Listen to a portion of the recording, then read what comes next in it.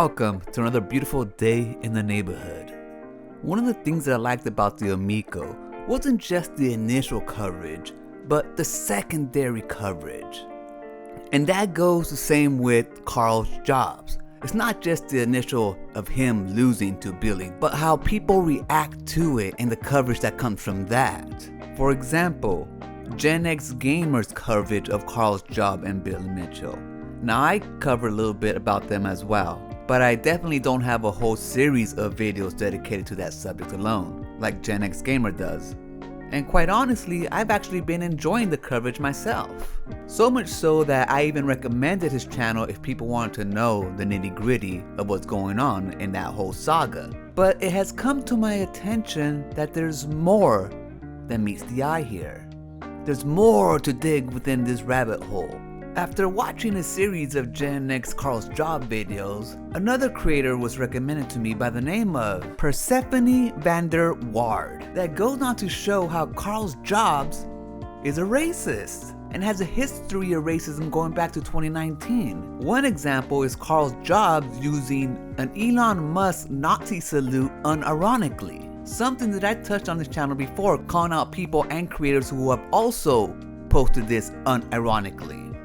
And Karl Jobst basically doubled down and did crypto-fascist behavior that I showed earlier is in regards to he's still using dog whistles, Nazi dog whistles. This isn't even a dog whistle really, it's a Nazi salute. So it's not a dog whistle, they're trying to treat it as a joke. They're literally sugarcoating it with candy, but it's just Nazi bullshit.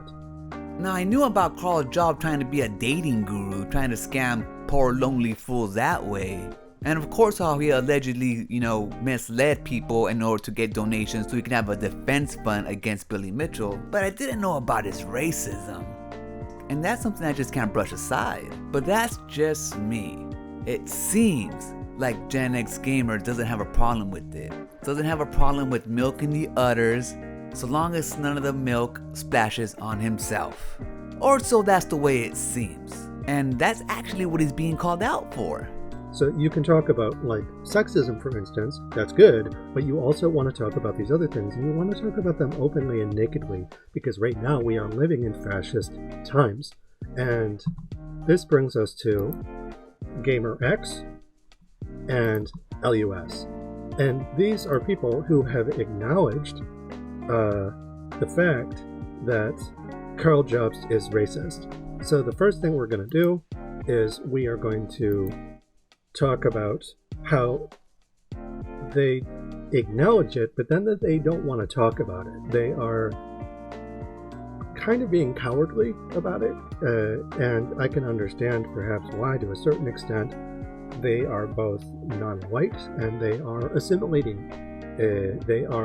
Assimilation doesn't just have to be open imitation of the colonizer. It can also be someone keeping quiet in defense of the colonizer. So if you have people like Gen X Gamer who are making money off of Karl Jobst, milking him in Gen X Gamer's own words, but then refusing to talk about him being racist, and so you have two non-white people who are talking about Karl Jobst to make money off him, but aren't really comfortable talking about racism, even though it will affect them. So now when I watch one of Gen X Gamer's videos, I'm not sure if he's holding stuff back. The only excuse I've heard so far is the one that Persephone provided via Gen X Gamer's own words. Look guys, the stuff that I'm going to talk about right now, I'm not going to address any of it after this. I'm really not, because number one, I don't want to be that kind of channel that's going into these things, number one. Because I have kids here around the house. I have kids around the house. Most of them are going to primary school.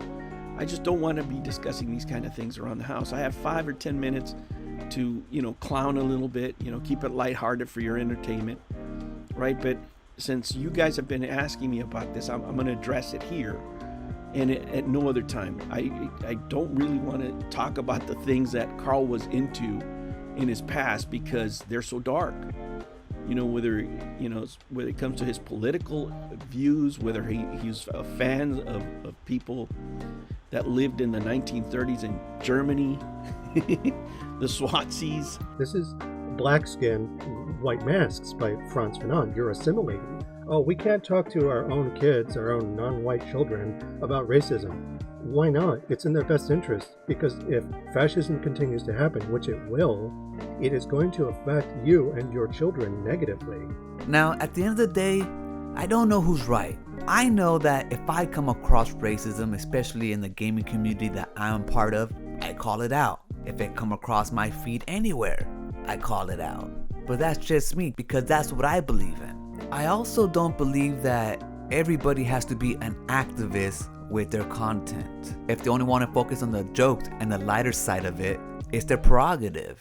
And just because they're minorities and they're covering Karl's job doesn't mean they have to focus on the racism either. We have many other creators who thrive in that sphere. But the excuse that Gen X Gamer gave doesn't really jive with me, especially when you look at all the other topics that he covers. Now, anybody who has been in the neighborhood for a while knows that Gen X Gamer leans right. He's a self-proclaimed libertarian, but he leans right. And maybe admitting that people who share his values, at least when it comes politically, are racist, have said racist things, have racist friends, shatters the image of the political movement that he's a part of. But that's just me speculating. Just all for fun and games. Just like the Amico days. It's not just the primary content, but the secondary content that comes from it. Evil Knievel, let's go! Yeah!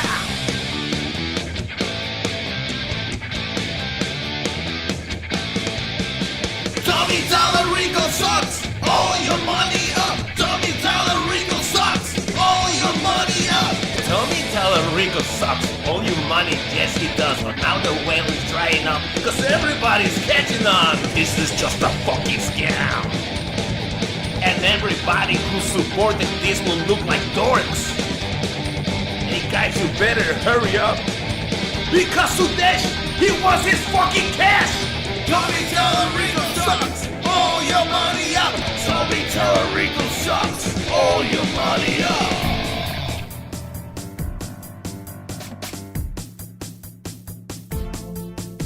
Tommy don't like it.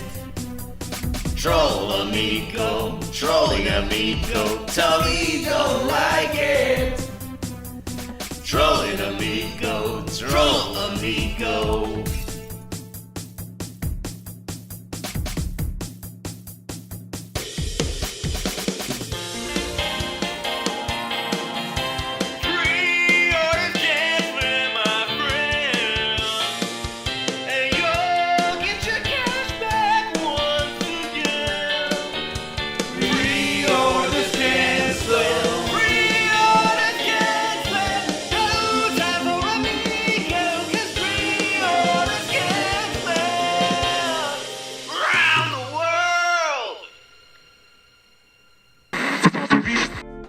Now, just to show you that I don't only talk about my friends or other YouTubers, I also talk about myself and give you guys information about my life and whatnot. Recently, I've been putting my grifter videos on Frog Tony's channel, and a few people have been asking why.